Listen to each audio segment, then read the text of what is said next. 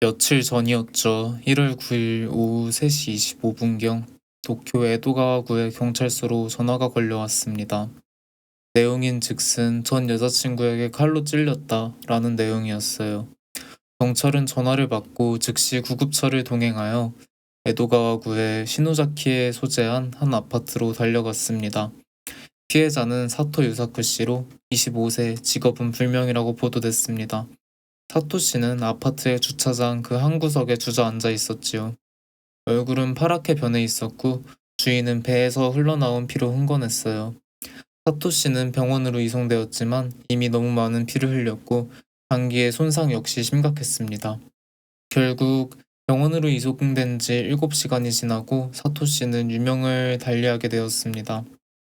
경시청은 이 사건의 범인으로 동거 중이었던 그의 전 여자친구인 19세 소녀를 지목합니다. 소녀는 자신이 시카를 이용해 전 남자친구인 사토시의 복부를 찔렀음을 시인합니다. 그리고는 그 이후로 전 남자친구인 그로부터 도망가고 싶었다. 환경을 바꾸고 싶었는데 도와주지 않았다. 라고 말했습니다.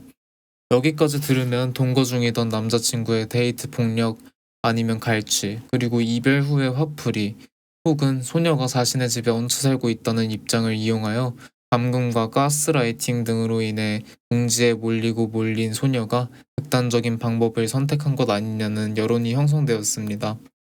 처음 이 사건이 공개됐을 때 실제로 많은 이들이 사망한 사토씨를 의심하는 목소리를 냈습니다. 또한 살인자인 소녀에게 공감하며 자신 또한 DV, 즉 가정 내 폭력 혹은 데이트 폭력의 희생자였다며 소녀를 두둔하고 옹호하곤 했습니다. 사토 씨는 동거 중인 19살의 소녀에게 폭력과 가스라이팅을 행사했다가 결국 커다란 복수를 당한 파렴치한으로 전락했습니다.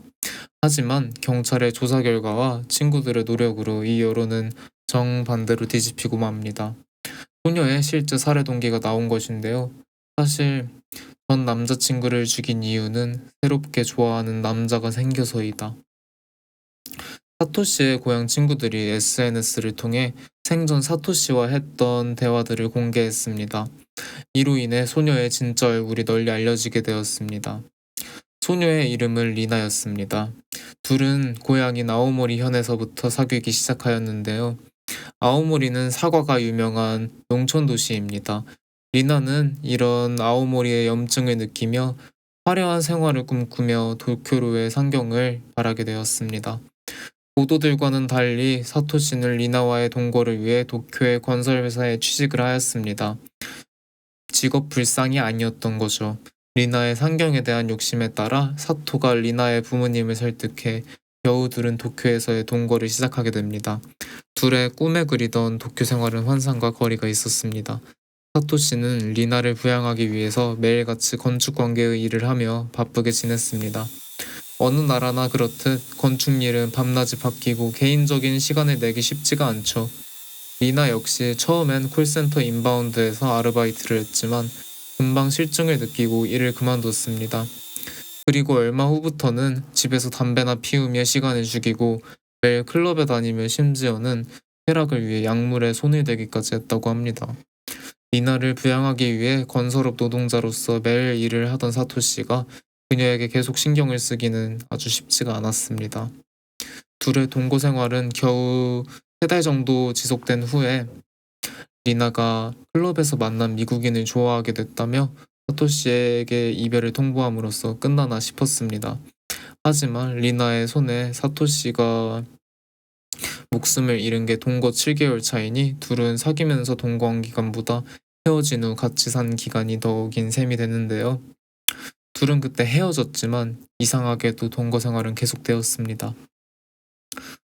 리나가 한국이라면 21살의 성인이겠지만 현재 일본에선 법정 미성년이기 때문에 리나는 상황이 여유로워지면 짐을 찾아서 금방 나가준다고 말을 했고 그 말만 믿으면서 리나가 나가기를 기다리며 생활을 했던 것입니다.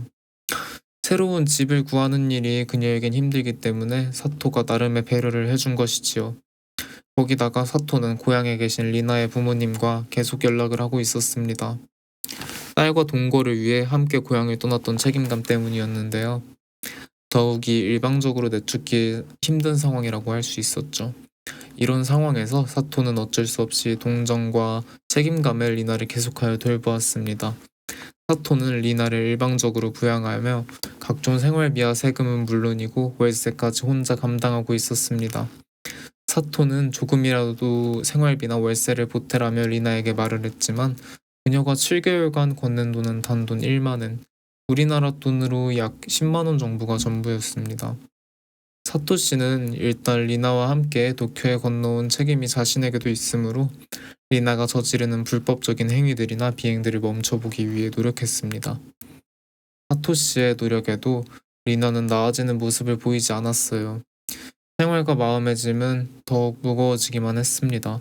엎친 데 덮친 격으로 리나는 사토에게 얹혀 살면서도 아나무인격의 행동을 계속해서 합니다. 사토 씨의 음료에 담배 꽁초를 넣거나 옷을 일부러 망가뜨리는 듯 이런 일들은 예산일이었죠.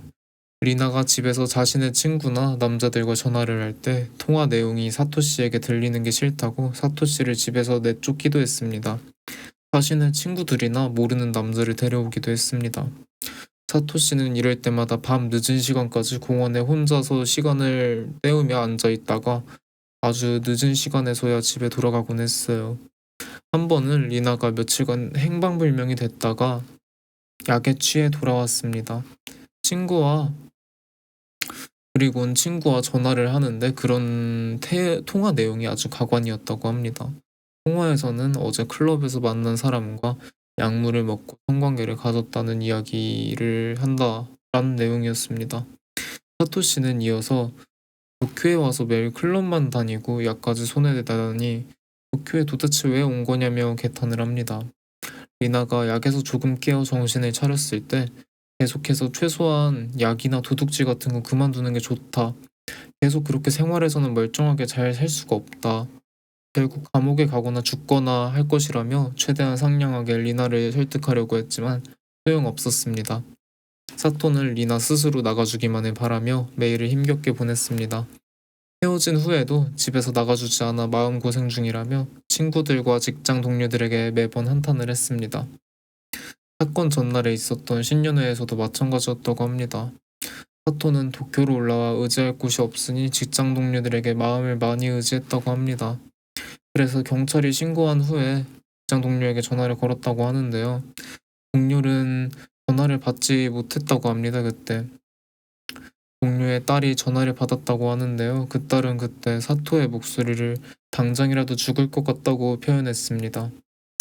결국 사토 씨는 의지할 것이라고는 직장 동료뿐인 타지에서 자신이 유일하게 믿고 도쿄로 올라왔던 이유인 리나에 의해 죽게 되었습니다. 이것이 사토 씨 사망 사건의 전말입니다. 악랄한 한 마약 중독자의 거짓말 한마디로 동정심 많은 한 청년은 전 여자친구를 감금하고 폭력을 행사한 파렴치한이 되었습니다. 피해자임에도 불구하고 말이죠. 친구들이 진실을 알리고자 하는 노력을 하지 않았더라면 사토 씨는 아마 지금도 전 여자친구를 감금하고 폭력을 행사한 파렴치한으로 남아있겠죠. 아니, 아마 지금도 사토 씨를 그렇게 생각하는 사람이 남아있을 수도 있겠네요. 선동은 문장 한 줄로도 가능하지만 그것을 반박하려면 수십 장의 문서와 증거가 필요하다는 말이 있습니다.